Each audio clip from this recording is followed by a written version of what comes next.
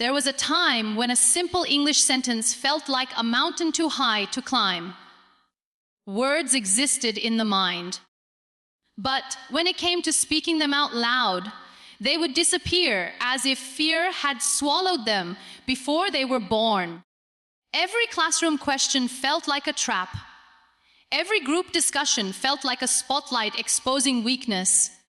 And every time someone spoke fluent English, it felt like they belonged to a world that was not meant for this student. There was a time when English felt like a locked door, and the key was always in someone else's hands. In the classroom, every lesson created pressure instead of learning. The words were understandable in the mind, but the moment they needed to be spoken, they would collapse like they had never existed. It was not just about language, it was about fear. Fear of being judged, fear of making mistakes, fear of sounding different, and most importantly, fear of not being enough. Every time the teacher asked a question in English, the heart would start racing, the mind would go blank, and silence would become the safest answer. That silence slowly started shaping identity, as if speaking English was something reserved for others who were naturally gifted, confident, or born into it, while this student was somehow left outside that circle, watching from a distance, trying to understand where exactly the gap began. In school, comparisons became a silent companion. Other students spoke fluently, laughed easily, and answered without hesitation, while inside there was a constant struggle to even form a single sentence. The difference did not feel like practice at first, it felt like nature. As if confidence in English was something people were born with, not something they built. This belief quietly settled in the mind and started controlling behavior. Instead of trying, avoidance became easier. Instead of speaking, staying quiet felt safer. And slowly, without even realizing it, opportunities to improve were being lost, not because of inability, but because of hesitation. Even outside the classroom, English felt like a barrier. Watching videos, listening to conversations, reading sentences, all of it made sense individually, but connecting them into speech felt impossible. There was a constant internal pressure of perfection. Every sentence had to be correct before it was spoken. Every word had to be accurate before it left the mouth, and this expectation created a cycle where nothing was ever spoken at all. Mistakes were not seen as part of learning, they were seen as proof of weakness. And so, the fear of making mistakes became stronger than the desire to improve. But within that struggle, something small but important began to form. A quiet realization that staying in silence was not changing anything. The discomfort of not speaking was slowly becoming heavier than the fear of speaking. There was no sudden transformation, no dramatic moment of change, but there was a shift in awareness. The understanding that confidence is not something that arrives first. It is something that is built slowly through action, even imperfect action. At the beginning, even the smallest attempt felt difficult. Speaking a single sentence in front of a mirror felt uncomfortable. Reading aloud sounded unnatural, as if the voice did not belong to the words. Writing simple thoughts in English exposed how limited vocabulary felt. But despite all of this, repetition started playing its role quietly. The mind began adjusting. The same sentences that once felt foreign started becoming familiar.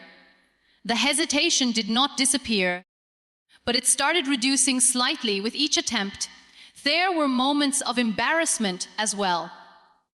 Times when sentences were broken halfway, when words were pronounced incorrectly, when others reacted with laughter or correction. Each of those moments initially felt heavy, almost discouraging, but over time they started changing meaning. Instead of becoming evidence of failure, They slowly turned into reminders of effort. Every mistake carried information.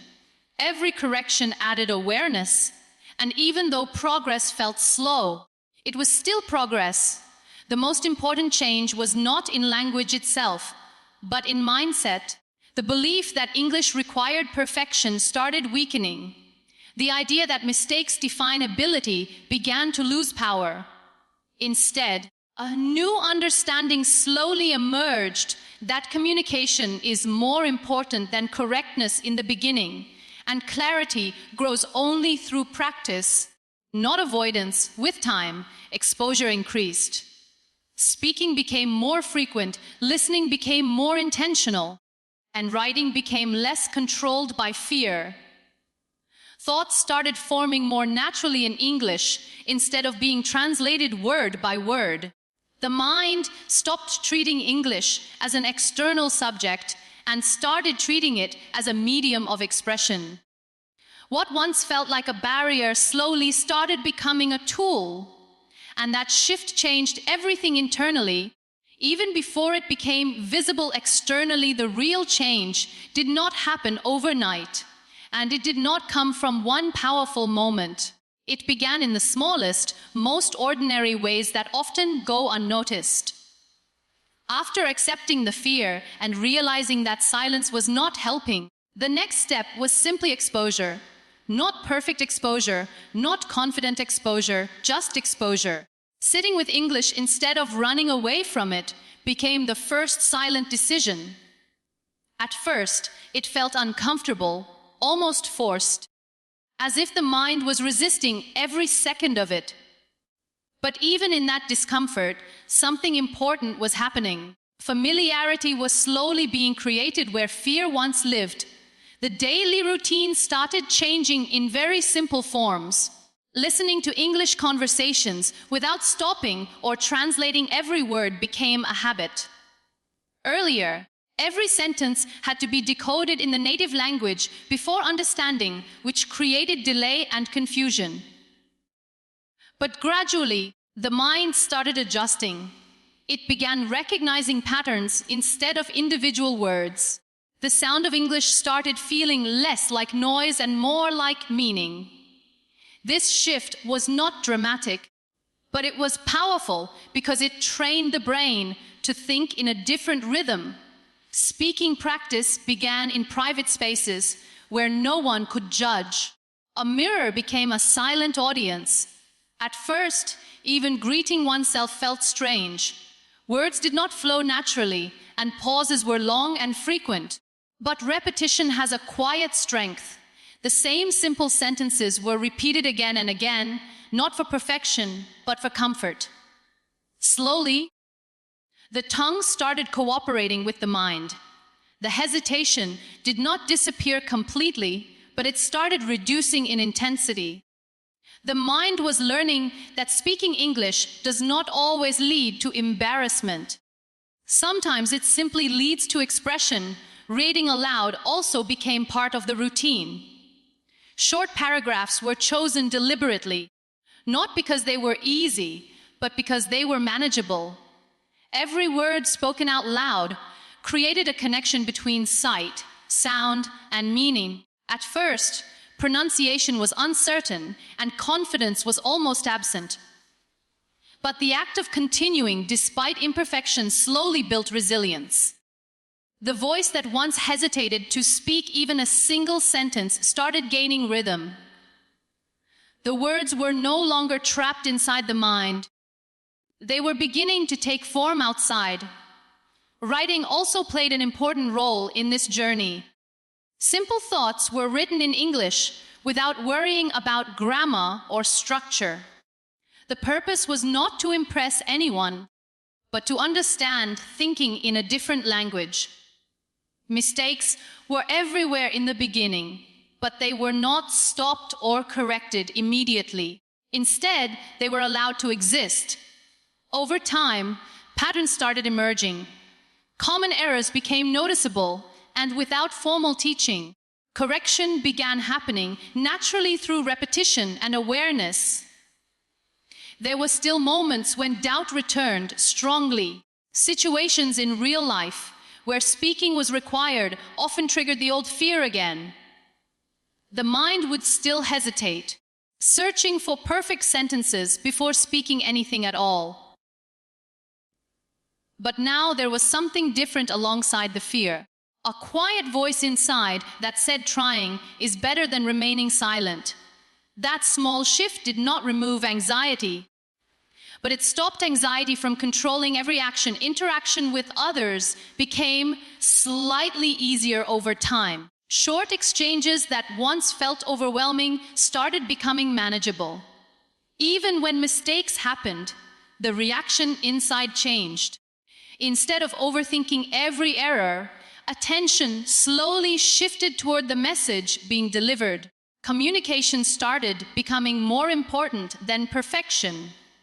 People still corrected, sometimes gently and sometimes directly, but those corrections no longer felt like attacks.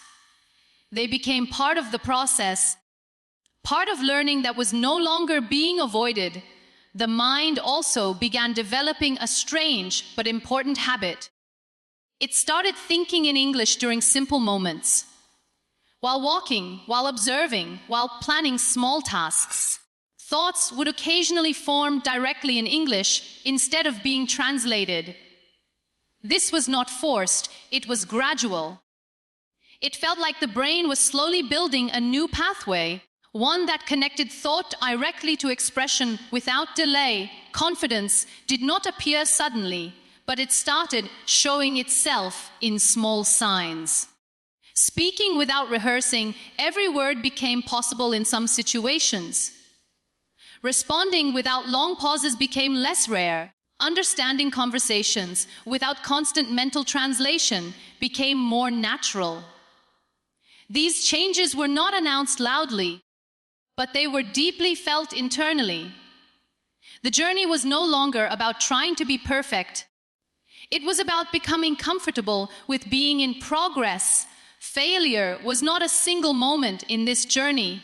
It was repeated experiences that shaped the mind slowly over time.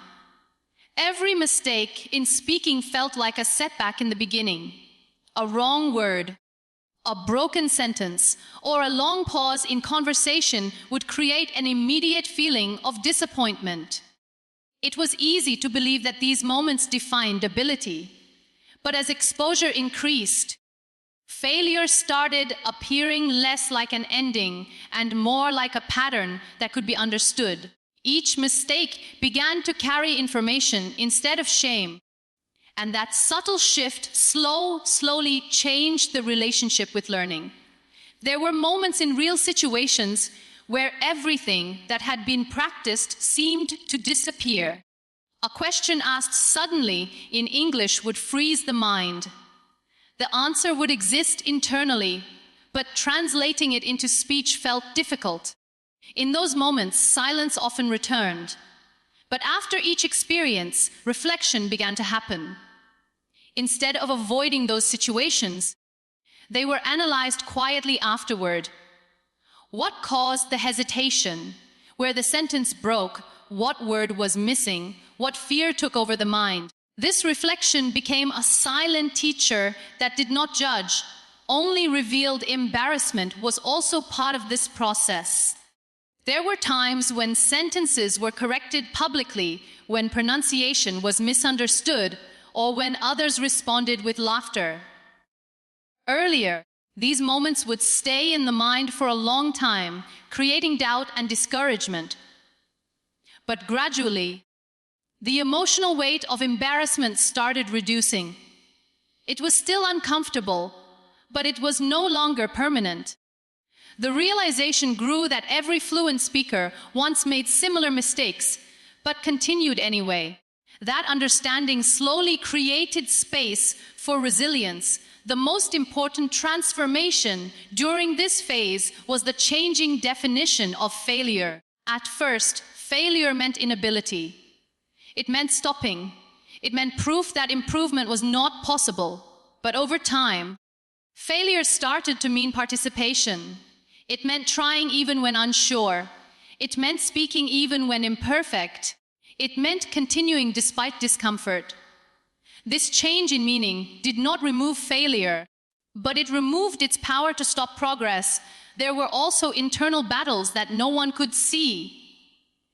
Moments of self-doubt appeared frequently. Questions like whether improvement was even possible or whether either some people are simply not made for speaking fluently in English would surface repeatedly.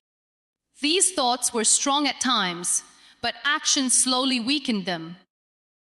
Each attempt at speaking, no matter how small, became evidence against doubt. Slowly, experience began to speak louder than fear. Progress did not feel linear. Some days felt better than others. There were days when confidence seemed to grow, and other days when old hesitation returned strongly. This inconsistency was frustrating at first, but over time it became normal. Growth was no longer expected to be constant.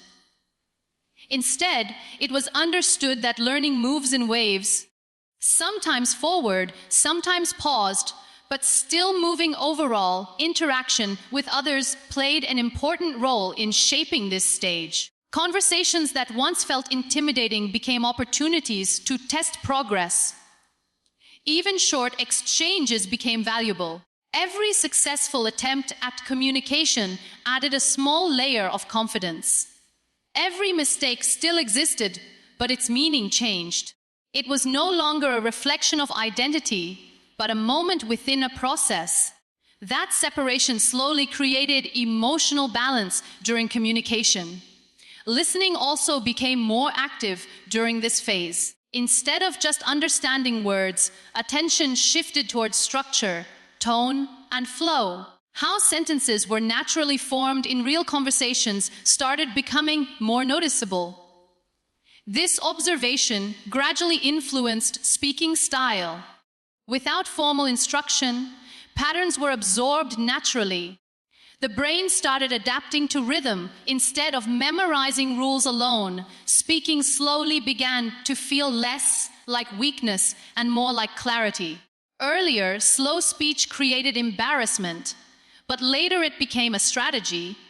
It allowed thinking and speaking to align.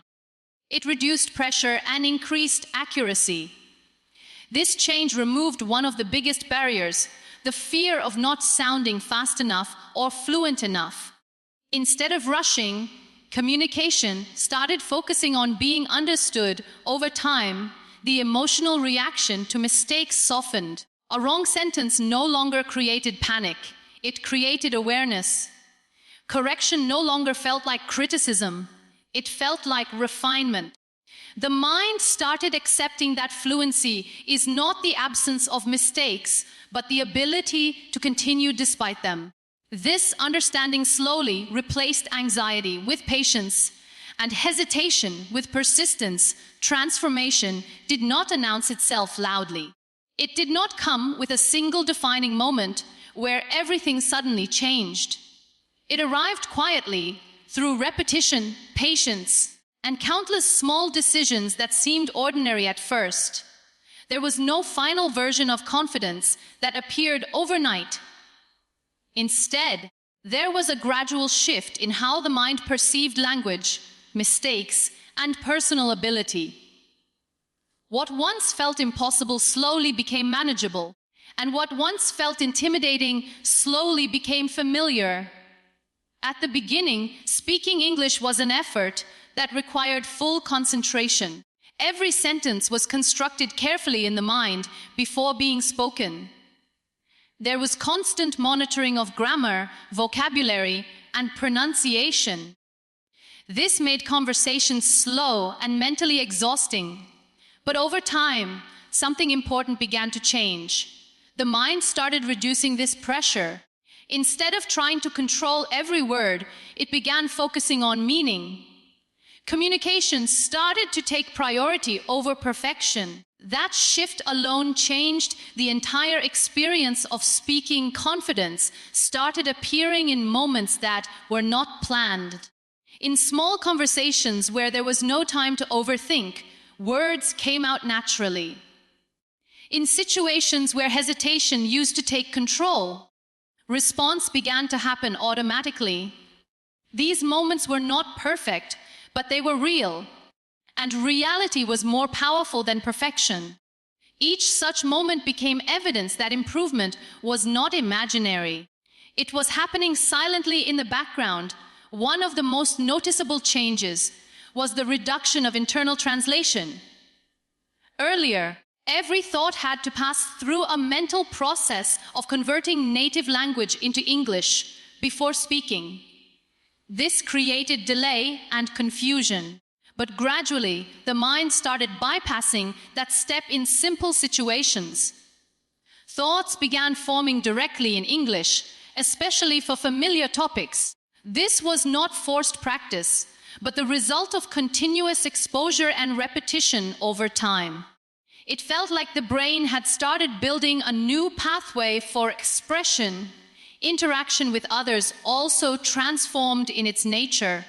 Conversations that once felt like tests started feeling like exchanges. There was less fear of judgment and more focus on connection. Even when mistakes happened, they did not interrupt the flow as they once did.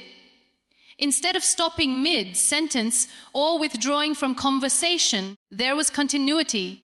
The ability to keep speaking despite errors became one of the strongest signs of growth. Listening comprehension reached a new level as well. English no longer sounded like separate words that needed decoding. It started sounding like complete ideas. This allowed faster understanding and more natural responses. The mind began recognizing patterns, intonations, and common structures without conscious effort. This made conversations smoother and reduced the pressure of constant mental translation. There was also a change in emotional response to communication. Earlier, speaking English created anxiety even before the conversation began. There was fear of making mistakes, fear of being judged, and fear of not being understood. But slowly, these emotions started losing intensity. They did not disappear completely, but they no longer controlled behavior. Action began happening alongside fear, not after fear disappeared. That was a major internal shift. Another important transformation was the development of patience. There was no longer an expectation of instant fluency. Improvement was no longer measured in days or weeks, but in gradual progress. Some days felt strong, others felt weak, but both were accepted as part of the same journey. This acceptance reduced frustration and allowed consistency to continue without emotional interruption. Speaking became more spontaneous over time. Instead of preparing sentences in advance, responses started forming in real time. This spontaneity was not careless, it was developed through familiarity. The more the language was used, the less effort it required. Words began to feel accessible instead of distant. Expression started flowing instead of being constructed. There was also a deeper internal realization forming quietly. Language was not the barrier. Fear was. Once fear started losing control, language started becoming easier. The struggle was never with English itself, but with the hesitation surrounding it. As that hesitation reduced, ability naturally expanded. This realization changed how progress was understood. It was no longer about learning more words, but about removing internal restrictions. Even in moments of imperfection, there was comfort. Speaking imperfect English no longer felt like failure. It felt like participation. The focus shifted from sounding correct to being understood. That shift created freedom in expression. The pressure to perform was replaced with the willingness to communicate. And in that space, confidence continued to grow quietly, not as a destination, but as a continuous process unfolding through everyday experience.